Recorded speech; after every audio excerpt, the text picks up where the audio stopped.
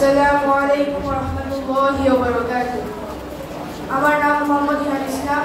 আমি অষ্টম শ্রেণীর একজন শিক্ষার্থী। আমি আজকে সূরা মুলুকের প্রথম 5 আয়াত তিলাওয়াত করব। আউযু বিল্লাহি মিনাশ শাইতানির রাজীম। বিসমিল্লাহির রাহমানির রাহিম।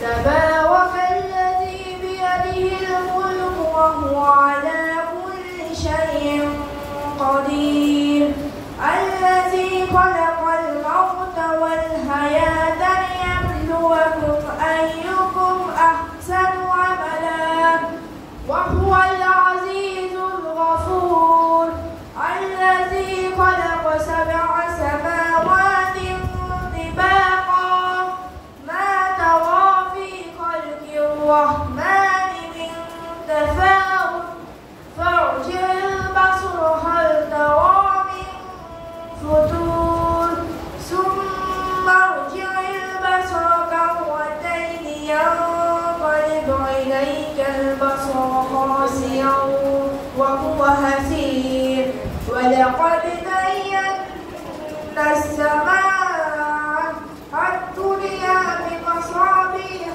وجعلناها رجوما للشياطين وأعتدنا لهم عذاب السعير। অর্থ, বরকতময় তিনি যার হাতে সর্বময় কর্তৃত্ব, তিনি সবকিছুর ওপর সর্বশক্তিমান, যিনি সৃষ্টি করেছেন জন্ম ও মৃত্যু, যাতে তোমাদেরকে পরীক্ষা করতে পারেন যে কে তোমাদের মধ্যে আমলের দিক থেকে সর্বোত্তম। তিনি তো মহাপরাক্রমশালী, অতিশয় ক্ষমাশীল। তিনি সপ্ত আসমানকে স্তরে স্তরে সৃষ্টি করেছেন। তুমি মহান করুণাময় আল্লাহ তাআলার কোন সৃষ্টিতে অসামঞ্জস্য দেখতে পাবে না।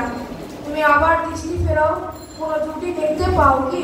অতঃপর তুমি বারবার তাকিয়ে দেখো, তোমার দৃষ্টি পরিশ্রান্ত, ক্লান্ত ও ব্যর্থ হয়ে তোমার দিকেই ফিরে আসবে।